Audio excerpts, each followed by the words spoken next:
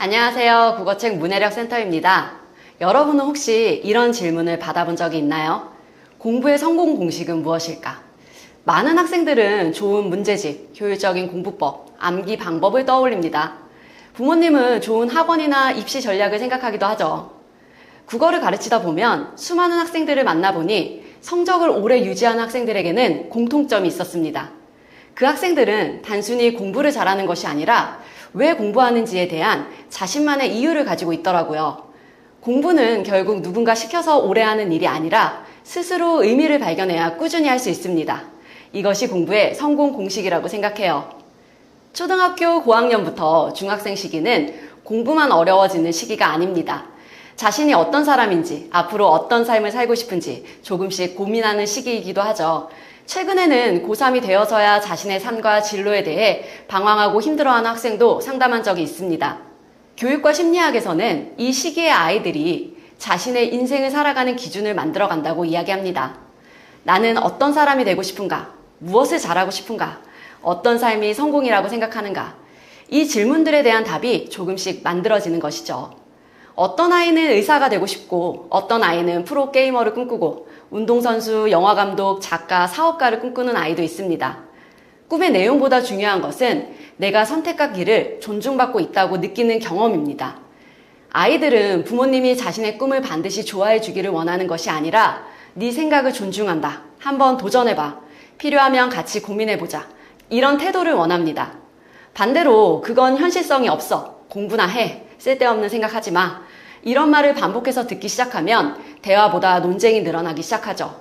겉으로는 공부 때문에 싸우는 것 같지만 사실은 서로가 생각하는 성공의 기준이 충돌하고 있는 것입니다. 그렇다면 아이들은 이런 상황에서 어떤 모습으로 반응할까요?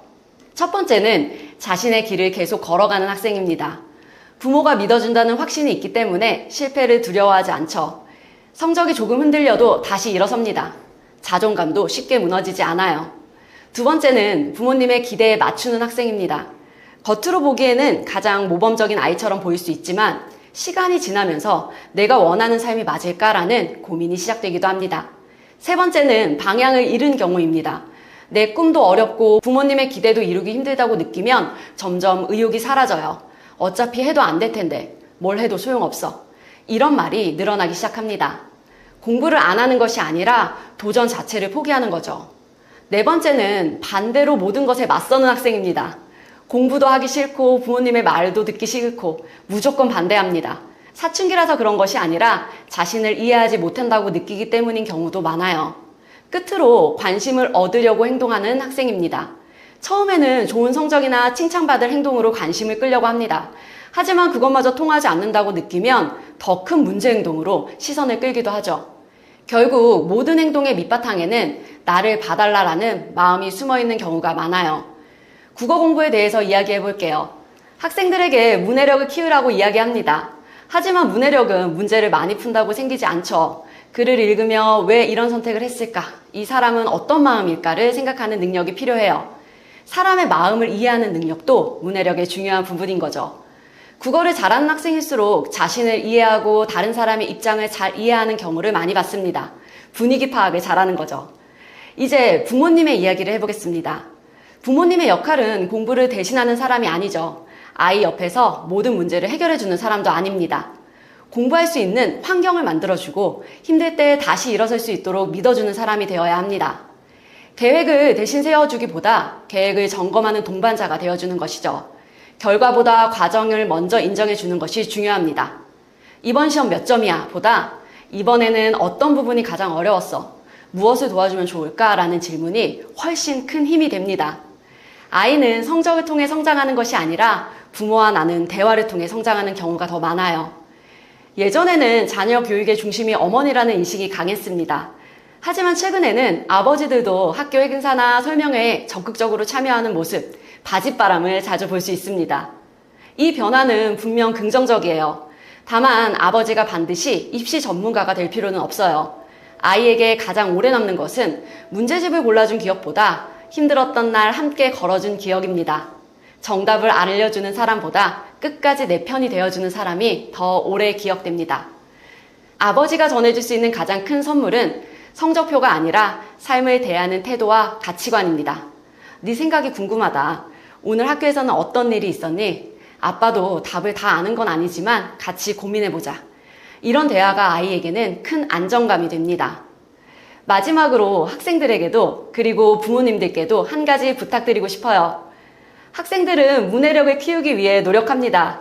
글을 읽고 생각을 정리하고 다른 사람의 마음을 이해하는 연습을 하죠. 그런데 부모님도 하나의 문해력이 필요합니다. 바로 아이의 마음을 읽는 이해력입니다. 왜 저런 말을 했는지, 왜 갑자기 의욕이 떨어졌는지, 왜 자꾸 반항하는지, 겉으로 드러난 행동만 보지 말고 그 안에 있는 마음까지 읽어보려고 노력해 보셨으면 좋겠어요. 학생은 공부하는 법을 배우고 부모는 아이를 이해하는 법을 배우는 것. 그 두 가지가 함께 이루어질 때 비로소 건강한 공부가 시작됩니다. 성공 공식은 좋은 성적 하나로 완성되지 않아요. 앞서 언급했던 고3 학생의 이야기예요. 아무런 동기부여 없이 공부하며 뚜렷한 진로 없이 고민하는 학생과 읽었던 글입니다. EBS 수특에 나온 정여울 작가의 그때 알았더라면 좋았을 것을이라는 수필의 일부를 소개하며 마무리하겠습니다. 나의 글을 읽는 젊은이들은 나 같은 실수를 반복하지 말았으면 한다. 진로를 생각할 때 실현 가능성부터 생각하지 말았으면 한다. 진로를 생각할 때 곧바로 직업과 연결하지 말았으면 한다. 미래를 생각할 때 생활의 안정을 1순위로 하지 말았으면 좋겠다. 하지만 이런 건 괜찮다. 예컨대 내가 얼마나 그 꿈에 몰두해 있을 수 있는지 실험해보는 것. 밥 먹는 것도 있고 잠자는 것도 있고 약속 시간도 있고 무언가에 몰두해 본 적이 있는가? 그게 바로 우리들의 가슴을 뛰게 하는 것이다. 감사합니다.